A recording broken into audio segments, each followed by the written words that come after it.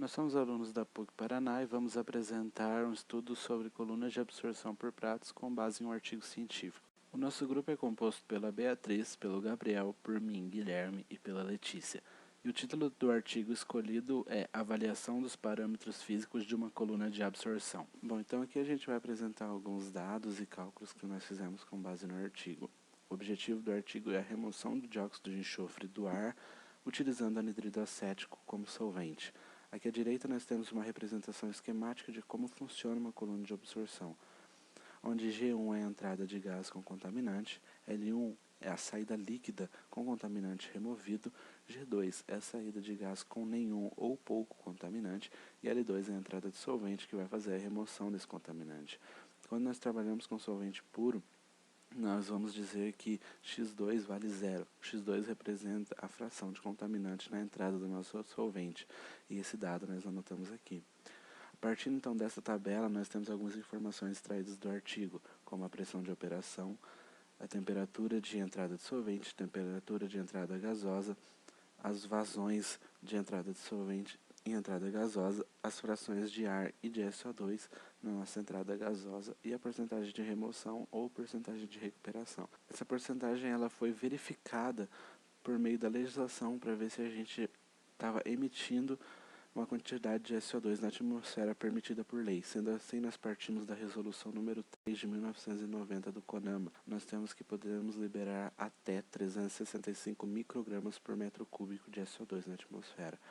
Partindo de dados como vazões e massa específica, nós conseguimos calcular a vazão volumétrica de ar da nossa corrente. Partindo também de dados como massa de SO2 e massa molar, nós conseguimos calcular em quantidade de matéria a vazão em kmol por hora que nós podemos liberar de SO2 na atmosfera. Nós temos aproximadamente 0,013 e no artigo nós estamos trabalhando com uma liberação de 0,01 kmol por hora de SO2 na atmosfera, ou seja, nós estamos dentro do que a lei permite.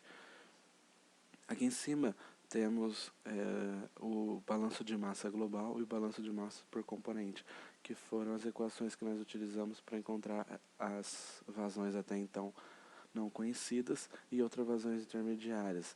Então nós descobrimos G2, que é a saída gasosa com pouco ou nenhum contaminante, e L1, que é a saída líquida com contaminante removido. E também X1, que é a fração nessa saída líquida com contaminante, e Y2 é a fração do contaminante nessa saída gasosa.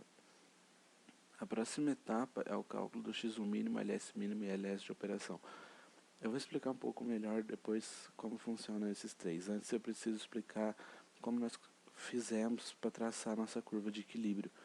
A partir de um dado chamado constante de Henry e utilizando esta relação, nós conseguimos chutar alguns valores para x a um passo de 0,05 e assim obtivemos os valores de y. Então, utilizando esses pontos, nós conseguimos traçar nossa reta da curva de equilíbrio. O X1 mínimo é um dado que a gente vai utilizar para calcular o LS mínimo a partir desta equação. O LS mínimo ele representa a vazão mínima necessária para que a gente dissolvente, para que a gente possa remover o contaminante da nossa corrente gasosa. Então, utilizando a fração que entra de contaminante pela entrada gasosa, nós vamos traçar até a nossa curva de equilíbrio e projetar o eixo X, assim nós encontramos o X1 mínimo e, consequentemente, o LS1 mínimo, o LS mínimo. O LS de operação, calculado por esta equação, ele é uma margem de segurança do LS mínimo. E nós temos que, para o LS de operação, nós temos 168 kmol por hora aproximadamente, e nós estamos trabalhando com 250 kmol por hora de solvente. Ou seja, nós estamos atendendo ao requisito mínimo do LS. Em seguida, nós vamos calcular o número de estágios. A partir desta equação da reta, nós vamos traçar essa reta em laranja. Essa equação da reta representa a linha de operação do nosso processo. Então, partindo de valores, nós vamos plotar dois pontos, o ponto máximo e o ponto mínimo.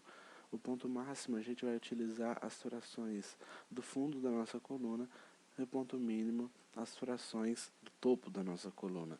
Fazendo esse processo de escada, então, a gente vai interpretar da seguinte maneira: cada vez que um degrau dessa escada toca a nossa curva de equilíbrio, nós contamos um estágio teórico. Sendo assim, a gente consegue observar que temos 6 estágios teóricos.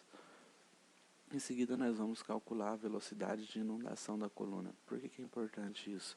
Porque a gente vai utilizar esse dado para calcular o diâmetro futuramente. Então, partindo de alguns dados como massas molares, a gente pode calcular massa molar média e massa específica. Alguns fatores e coeficientes, como espaçamento entre pratos, o coeficiente de tensão superficial do líquido, que foi calculado a partir dessa equação que nós retiramos da literatura, o fator de espuma, o fator de abertura do prato por área e o fator de inundação. Então, a primeira etapa é calcular o fator líquido-vapor, nosso FLV. Ele é calculado por esta relação. Você pode observar que nesta relação a gente tem L1,2 e G1,2. Isso significa que a gente deve calcular o FLV utilizando L1G1 e utilizando L2G2 e comparar os dois. Porém, para simplificar, nós vamos utilizar apenas as correntes de fundo da nossa coluna. Sendo assim, nós obtivemos um FLV numa faixa entre 0,1 e 1. Quando nós temos o FLV dentro dessa faixa, nós utilizamos esta equação para calcular AD sobre área. O AD é a área de descida, ou seja, isso basicamente representa a área do nosso downcomer, que direciona a descida de líquido. Em seguida, nós vamos encontrar este dado chamado CF, que é a capacidade de arraste. Ele é importante porque futuramente nós vamos calcular um fator chamado de fator de Sturz-Brown, porque ele vai ser importante para a gente calcular a velocidade de inundação. Para encontrar esse CF, nós vamos pegar o valor que nós temos de FLV, colocar ele no SX, traçar até a curva de 24 polegadas, que é equivalente a 60 centímetros de espaçamento entre pratos, e projetar até o eixo Y. Dessa maneira, nós encontramos o nosso CF.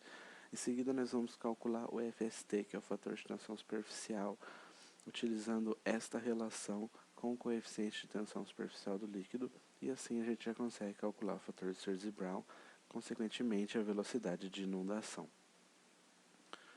A próxima etapa, nós já podemos calcular o diâmetro da nossa coluna, utilizando dados como a vazão de gás de entrada, a massa molar, a velocidade de inundação, a massa específica e o AD sobre a área. Utilizando esta equação, nós calculamos a primeira dimensão física da nossa coluna, de 0,78 metros, ou arredondando aproximadamente 80 centímetros de diâmetro. Nós precisamos calcular depois a eficiência dos pratos da nossa coluna. A partir desta relação, nós usamos dados como constante de Henry, que aqui é representado por K, porém é o mesmo dado apresentado anteriormente, massa específica, massa molar e viscosidade, que foi calculado a partir desta equação retirada da literatura. Assim, nós conseguimos obter aproximadamente 19,5% de eficiência dos pratos. Por fim, a gente já consegue calcular a segunda dimensão física da nossa coluna, que é a altura. Utilizando o espaçamento entre pratos, eficiência e o número teórico de estágios, nós vamos conseguir calcular a altura. Pelo número teórico de estágios e eficiência, nós calculamos o número real de estágios e o número real de estágios. E o produto entre o número real de estágios e o espaçamento entre pratos, nós conseguimos calcular a altura da coluna. Porém, esta equação, ela não compreende as alturas de seção de carga e descarga da coluna. Ela compreende apenas do primeiro ao último prato. Para isso, nós precisamos então calcular a altura desta maneira e somar as seções de carga e descarga neste cálculo. Sendo assim, nós temos que a nossa coluna tem aproximadamente 21 metros de altura. Aqui embaixo nós temos a referência do artigo que utilizamos e algumas outras referências auxiliares. Obrigado.